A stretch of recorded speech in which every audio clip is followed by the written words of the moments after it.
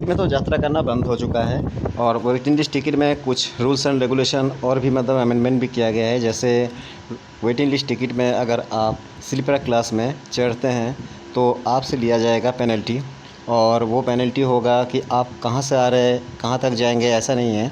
आप जिस भी स्टेशन में आपको पकड़ा जाएगा, ट्रेन जहाँ से आ रहा है 100 स्टेशन से, वहाँ से आप जहाँ तक जा रहे हैं, मतलब जहाँ पे पकड़े हैं वहाँ तक का पूरा जो फेयर है वो फेयर, उसके बाद एक्स्ट्रा जो फ़ाइन चार्ज है वो फ़ाइन चार्ज, साथ में लगेज चार्ज आपसे वसूला जाएगा। लेकिन आरएसी टिकट के लिए क्या, आज मैं बात करूँगा आरएसी टिकट के लिए इसमें क्या नियम में बदलाव किया गया है। तो आप अगर मेरे चैनल में नए हैं तो इस तरह का अपडेट पाने के लिए चैनल को ज़रूर सब्सक्राइब करके रखें और वीडियो को ज़्यादा से ज़्यादा लोगों के पास शेयर करें ताकि सबको ये इन्फॉर्मेशन मिले। देखिए, आरएसी का मतलब क्या होता है। आरएसी का मतलब होता है रिजर्वेशन अगेंस्ट कैंसलेशन।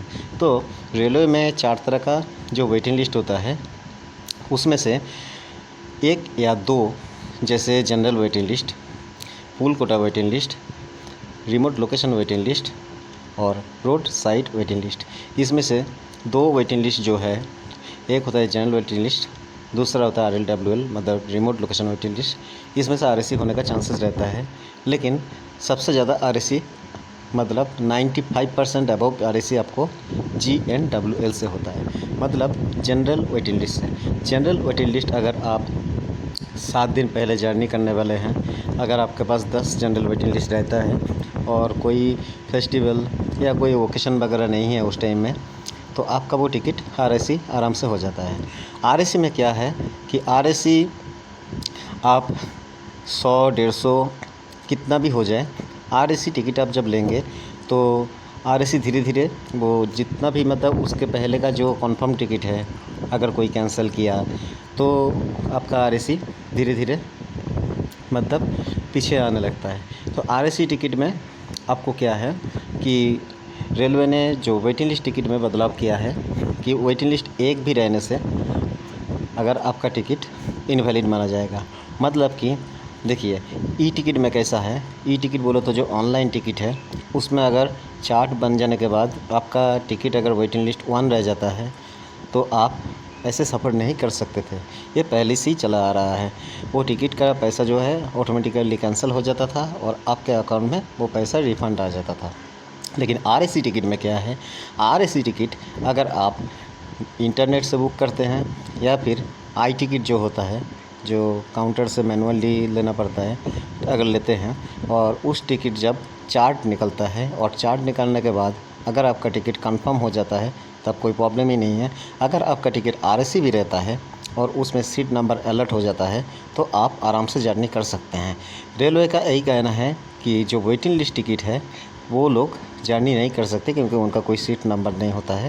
लेकिन आरएसी टिकट में आपको साइड लोअर बर्थ में आपको सीट मिल जाएगा, उसमें 2 आदमी को रहना पड़ता है, लेकिन उसमें आपका सीट नंबर है, इसीलिए आप आरएसी टिकट में सफ़र कर सकते हैं।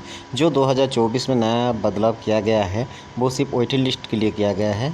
कोई भी वेटिंग लिस्ट हो, general waiting list, RLWL waiting list, pool quota waiting list, road side waiting list या तत्काल वेटिंग लिस्ट, अगर आप काउंटर से लेते हैं फिर भी आपका टिकट स्लीपर में जाने के लिए वैध नहीं है, उसको आपको जनरल में जाना पड़ेगा। लेकिन आपके पास अगर आरएसी टिकट है और चार्ट बनने के बाद आपका सीट नंबर अलर्ट हो चुका है तो आप आराम से स्लीपर में जर्नी कर सकते हैं।